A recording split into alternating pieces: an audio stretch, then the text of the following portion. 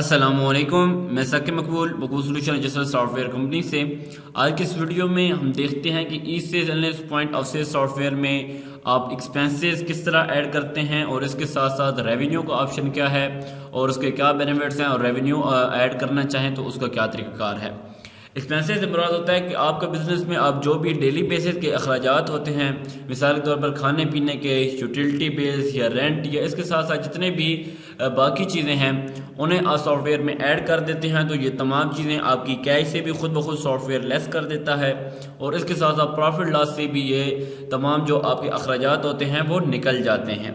तो expenses add करने के लिए आप लेफ़्ट साइड पर मौजूद एक्सपेंसेस के मॉड्यूल पर क्लिक करेंगे, एक्सपेंस डिटेल्स में जाएंगे और जब भी आप नया एक्सपेंस ऐड करना चाहेंगे तो आप ऐड के बटन पर क्लिक कर देंगे।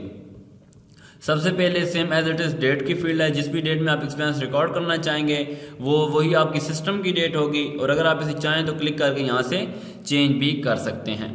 एक्सपेंस बाय का मतलब होता है कि अगर आप ये रिकॉर्ड रखना चाहें कि ये एक्सपेंस किस पर्सन ने किया है, या अगर आपके पास मल्टीपल सेल्स मैन हैं और डिस्ट्रीब्यूशन या कोई भी इस तरह का आपका बिजनेस है तो आप सेल मैन वाइज भी एक्सपेंसेस ऐड कर सकते हैं, उन्हें मेंटेन कर सकते हैं। तो जो भी स्टाफ मेंबर्स आपने ऑलरेडी ऐड कर रखे होंगे उन्हें सेलेक्ट करने का ऑप्शन यहाँ पर मौजूद है, और जिस भी पर्सन ने एक्सपेंस किया है उसे सिलेक्ट कर लेंगे। नेक्स्ट आप एक्सपेंसेस की कैटेगरी में जाएंगे और जो भी आपकी डिज़ायर कैटेगरी होगी जो आपने ऑलरेडी ऐड करना सीख ली हैं पिछली वाली वीडियोस में वो सिलेक्ट कर लेंगे। लाइक करंटली हम व्हीकल मेंटेनेंस सेलेक्ट करते हैं। नेक्स्ट आप अमाउंट लिखेंगे, कितनी अमाउंट का ये एक्सपेंस हुआ है, कितने अमाउंट का ये खर्चा है। लिखने के बाद और दोनों तरह के पेमेंट मेथड आप सिलेक्ट कर सकते हैं, बाय कैश भी या बाय बैंक। अगर आपने कोई खर्चा या एक्सपेंस बाय बैंक पेमेंट की है तो आप बैंक में जाएंगे और जिस भी बैंक से की है वो बैंक नेम लिख देंगे। यहाँ पर लाइक हम करंटली होम कैश या ईजी पैसा हम लिख देते हैं, और यहाँ पर स्लिप नंबर या ट्रांजैक्शन आईडी या टीआरडी आईडी इसको कहते हैं वो आप लिखना चाहें एज अ बाद में ताकि आपको याद रहे तो वो आप यहाँ पर लिख सकते हैं। और इसके साथ साथ डिस्क्रिप्शन का ऑप्शन भी है, अगर आप इस खर्चे के हवाले से कोई भी वजाहत देना चाहें तो आप यहाँ पर डिस्क्रिप्शन में भी लिख सकते हैं। एंड में सेव बटन पर क्लिक करेंगे तो आपका ये एक्सपेंस रिकॉर्ड हो जाएगा। इसी तरह हम एक और एक्सपेंस बाय कैश करके देखते हैं। हम अपने सेल्समैन का नाम यहाँ पर लिख लेंगे। एक्सपेंस कैटेगरी में डेली बेस के जो ज़्यादा अखराजात होते हैं वो फूड वगैरह के होते हैं और अमाउंट हम लिख देंगे। और अगर हम कैश में कर रहे हैं तो हम कैश पेमेंट मेथड सेलेक्ट करेंगे, और डिस्क्रिप्शन में हम एक्सपेंस के वास्ते कोई भी वजाहत करना चाहें तो आप वजाहत कर सकते हैं। और जितनी कैटेगरीज आपने ऑलरेडी ऐड कर रखी होंगी वो यहाँ पर आप सर्च कर लेंगे। इसके साथ अगर कोई और कैटेगरी आपकी बन जाती है नेक्स्ट आपकी एक्सपेंस में तो यहाँ पर प्लस का बटन मौजूद है, और जो भी कैटेगरी नेम होगा आप यहाँ पर मेंशन कर देंगे और सेव के बटन पर क्लिक करेंगे तो ये कैटेगरी सिस्टम में भी ऐड हो जाएगी एक्सपेंसेस की, और यहाँ से आप नेक्स्ट उसे सिलेक्ट कर लेंगे।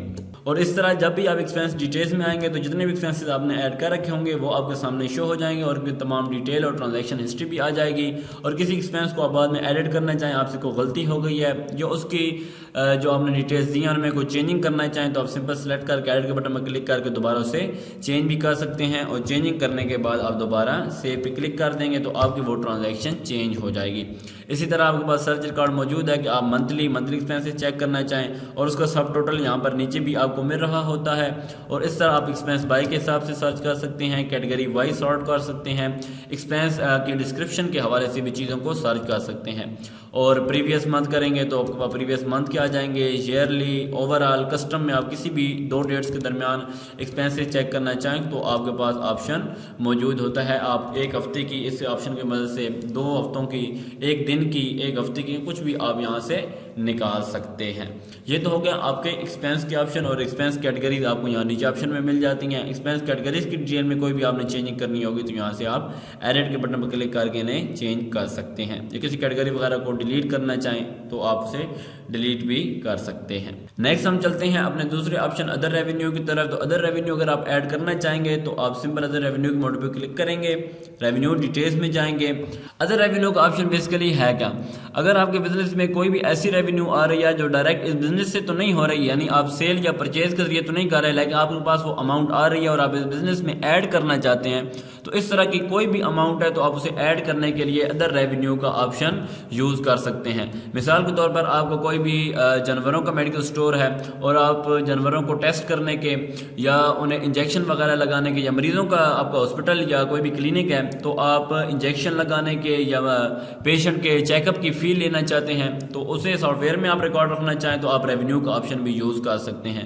इसके साथ अगर आपका रिपेयरिंग ऐसा को काम है तो रिपेयरिंग के जो चार्जेस वगैरह हैं वो आप प्रॉपर बिल में न लगाना चाहें, अदर के तौर पे ऐड करना चाहें तो वो आपके पास ऑप्शन मौजूद होता है। इस तरह इसकी भी कैटेगरीज बनाई जा सकती हैं। अगर हम इसकी एक कैटेगरी ऐड कर लेते हैं चेकअप के नाम से और एक हम रिपेयरिंग के नाम से ऐड कर लेते हैं, और इसी तरह अगर आपकी कुछ रेवेन्यू की कैटेगरीज बनती हुई तो आप ही उन्हें ऐड कर लेंगे। और अब आप जब अदर रेवेन्यू को अपने सिस्टम में ऐड करना चाहेंगे सॉफ्टवेयर में, तो आप रेवेन्यू डिटेल्स में आएंगे और ऐड के बटन पर क्लिक करेंगे।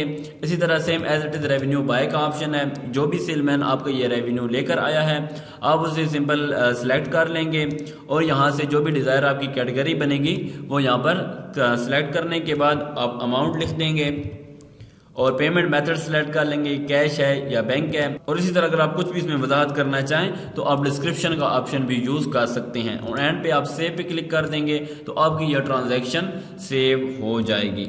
और इस तरह आपने जितनी एंट्रीज कर रखी होंगी वो आपको यहाँ पर रेवेन्यू डिटेल में शो हो जाएंगी और उनका टोटल जो सम है वो आपको यहाँ पर भी मिल रहा होगा और यही same as it is entries आपकी कैश रजिस्टर में भी जा रही होंगी, जो हम नेक्स्ट आने वाली वीडियोज में देखेंगे।